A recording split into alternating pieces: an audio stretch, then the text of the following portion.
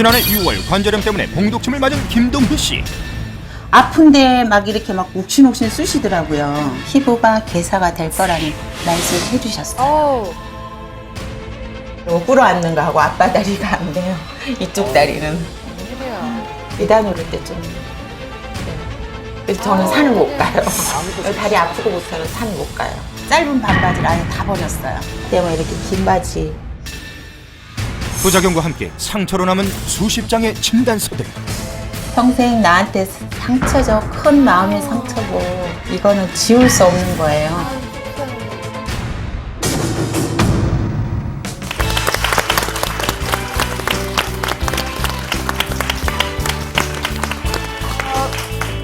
봉독 부작용으로 신문고를 두드리게 된 김동희입니다. 네, 어서 오세요. 안녕하세요. 네, 안녕하세요. 반갑습니다. 네, 반갑습니다. 아까 저희 화면에 잠깐 눈물을 보이셔하고 좀 많이 마음이 좀 그랬는데요. 예, 어떤 부작용을 겪고 계시는지 다시 한번 말씀을 좀 해주실 수 있을까요? 한 5번, 6번 정도 맞았어요. 맞았는데 처음에 맞았을 때 좀 아무런 게 없었어요. 네. 그래서 선생님 저 이거 아무 효과가 없나 봐요. 이렇게 말씀을 드렸더니 좀, 더 세게. 좀 강하게 한번 해드리겠다 이렇게 말씀을 하셨어요. 네. 그래갖고 주사를 맞고 서너 달. 두서너 예, 달 맞고 만에. 한 두서너 예, 달 예, 정도 예. 되니까 아주 딱 돌멩이 같이 딱딱이 됐어요. 그래서 그 한의원에 가서 말씀을 드렸더니 네. 그냥 뭐 100에 한두 명이 그러신 분이 계시대요. 그래서 그런 사람이 바로 저 같은 사람이니까 네. 괜찮을 거라고 이렇게 말씀을 하시더라고요. 그래서 근데요.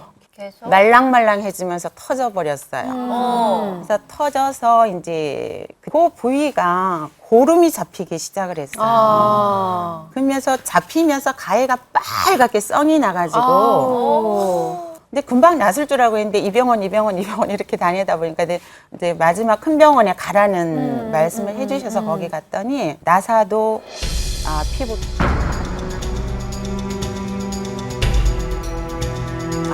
괴사가 올 거고 아유. 그리고 피부 이식을 해야지만이 저기지 아니면은 치마를 못 입으신다고 이렇게 말씀을 해주시더라고요.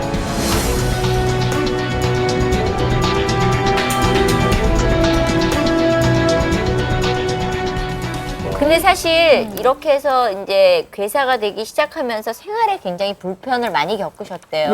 네. 예. 뭐가 제일 힘드셨어요? 제가 이제 그 직장을 다니는데 입원을 하라는데 제가 못할 입장이라서 계속 이제 점심 시간에 밥 안 먹고 이제 이렇게 병원을 쫓아다니는 거죠. 다니다 보니까 결국에는 제가 더 이상 직장에 못 있겠더라고요. 근데 다리는 나서야 되고 그래서 직장을 그만뒀습니다. 아이고.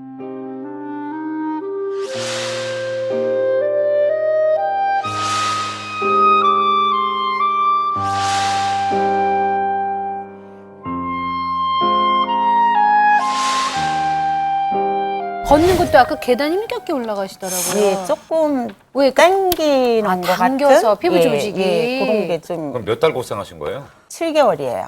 7개월이고 6개월 동안은 샤워를 못했습니다. 그럼 지금 약간 그 괴사는 이제 진행이 안 되고 있지만 흔적은 남아 있겠네요. 그렇겠죠. 그렇죠. 그러면 실례가 안 된다면 그 네네. 흉터를 저희가 좀 볼 수 있을까요? 네네. 예. 이쪽이 이제 지금 이렇게 된 거고요. 지금 이렇게 다리 편하게 계세요. 네. 밑으로. 예, 여기가 지금 거기에 까맣게 괴사가, 죽었네. 예, 예, 여기 거기- 지금 여기를 피부 이식을 하셔야 된다는 네, 네, 얘기인가 봐요. 네. 지금은 많이 나은 상태지만 사실 이게 여자들한테는 엄청난 고통이거든요. 그러니까 상처도 상처지만 그게 고름이 나올 때는요. 진짜 피눈물이 나거든요. 아유, 이거 저희가 내려드릴게요. 속상하셔서. 아니 결국 저렇게 가실 텐데 관절염은 좀 좋아졌어요. 그렇게 썩 좋아 뭐 그 원 상태라고 그냥 하면 돼요.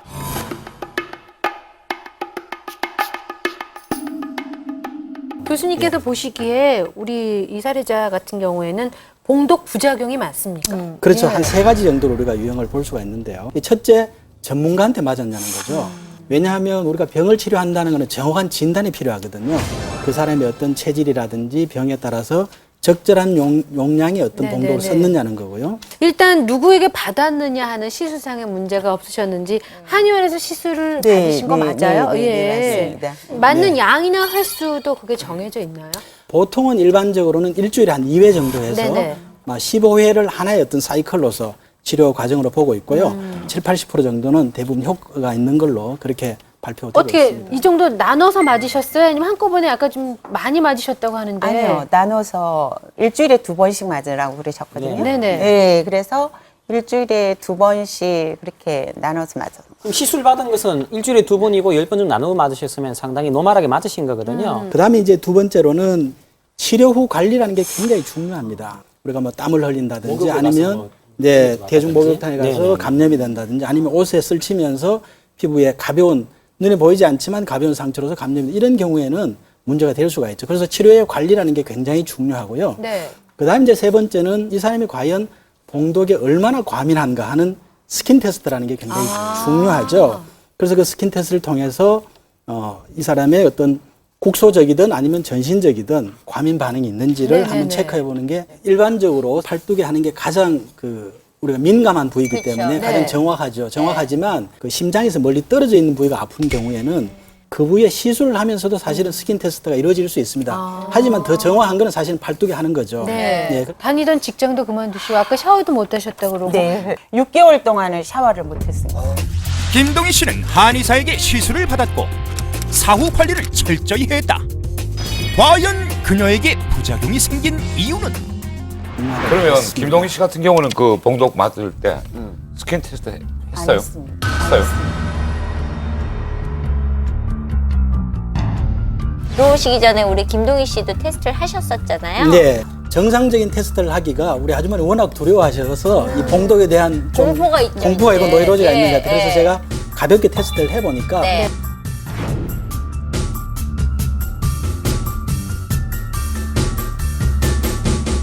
가볍게 테스트를 해보니까 네. 과민 반응이 있는 그런 체질입니다. 국소적으로.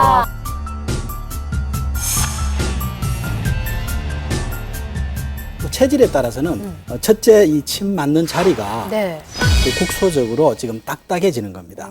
예. 그런 경우는 그 봉독의 조직에 들어왔을 때 나름대로 분화하고 해독하는 그런 능력이 떨어지는 그런 특이 체질의 사람이 있고요. 네. 이제 두 번째는 또 봉독을 맞고 나면 전신이 이렇게 피부 질환 같이 막 발적이 되는 경우가 있어요. 오, 지금 저 사진이 보이네요. 예. 저렇게 이제 발적이 되는 경우가 있는데 저희는 네네. 전신 그 일종의 어떤 그 과민 반응으로 봐야 되겠죠. 이런 경우는 시간 지나면 또 잘. 오, 이분도. 네, 예. 오, 네. 도드라기 같은 게 났네요. 네. 예, 이게 그리고 좋다고 해서 다 맞는 게 아니군요. 네, 예. 그리고 이제 세 번째는 뭐 그런 경우는 사실은 10만 명 중에 우리가 한두 명이 있을 수 있는 그런 경우인데요. 네. 급성 쇼크가 오는 경우가 있어요.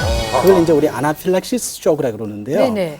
이제 그런 경우는 그 봉독을 맞고 나면 보통 한 15분 이내에 가슴이 막 두근거리죠. 그다음에 미식겁고 어지럽고 이런 경우가 있을 수가 있습니다.